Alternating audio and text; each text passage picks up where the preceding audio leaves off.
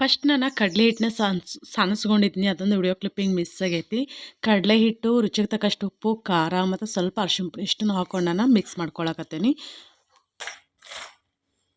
ಈಗ ಇಲ್ಲೇ ನೀರು ಒಮ್ಮೆ ಹಾಕಬಾರ್ದು. ನಾವು ಸ್ವಲ್ಪ ನೀರು ಹಾಕೊಂಡು ಕಾಣಿಸುತ್ತೆ ಹಿಂಗೆ ಸ್ವಲ್ಪ ನೀರು ಹಾಕೊಂಡು ನಾವು ಕೈತಿ.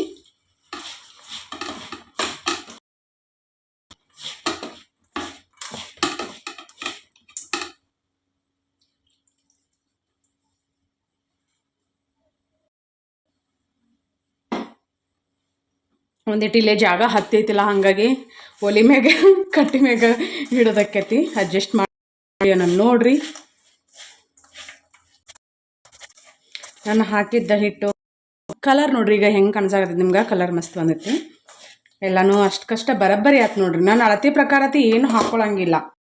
ಕಣ್ಣು ಅಳತೆ ಮತ್ತು ಕೈ ಅಳತೆ ಬಿಡ್ತೇವೆ ನಾವು. ಅದು ರೂಢಿ ಇರ್ತೈತಲ್ರಿ, ಹಾಗಾಗಿ ಗೊತ್ತಾಕೈತಿ.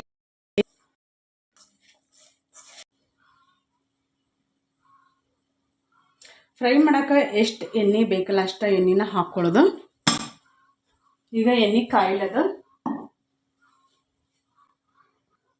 ನಾವು ಶೇಂಗಾನ ಫ್ರೈ ಮಾಡ್ಕೋತೀವಲ್ಲ, ಭಾಳ ಕಾದ ಎಣ್ಣೆಯೊಳಗೆ ಫ್ರೈ ಮಾಡ್ಕೋಬಾರ್ದು.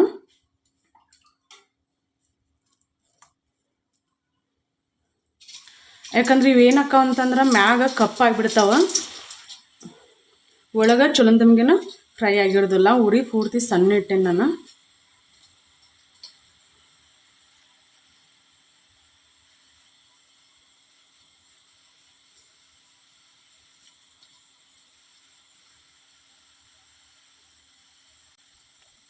ಇವನ್ನ ಫ್ರೈ ಮಾಡ್ತೀವಲ್ಲ ಬಿಡ್ತಾವು, ಬಿಡಿ ಒಂದೊಂದು ಸಪ್ರೇಟ್ ಹಾಕ್ಕಾವ. ಎಣ್ಣೆ ಎಷ್ಟು ಹಿಡಿಸ್ತೈತಲ್ಲ ಅಷ್ಟು ನಾವು ಶೇಂಗಾನ ಹಾಕೋದು.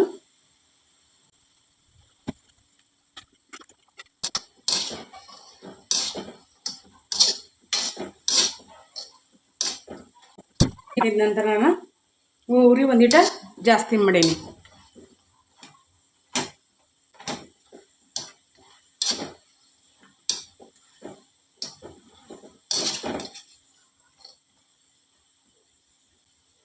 ಮೇನ್ ಇವನ್ನ ಫ್ರೈ ಮಾಡ್ಕೊಳ್ಳೋದ ನೋಡ್ರಿ. ಹಸಿಬಿಸಿ ಇರಬಾರ್ದ ಮತ್ತು ಹೊತ್ತಬಾರ್ದ. ಈಗ ಇಲ್ಲಿವ ಸೌಂಡ್ ಬರ್ತಾವ ನೋಡ್ರಿ, ಒಂದು ಟೈಮ್ ತಕ್ಕೋಬೇಕು ನಾವು.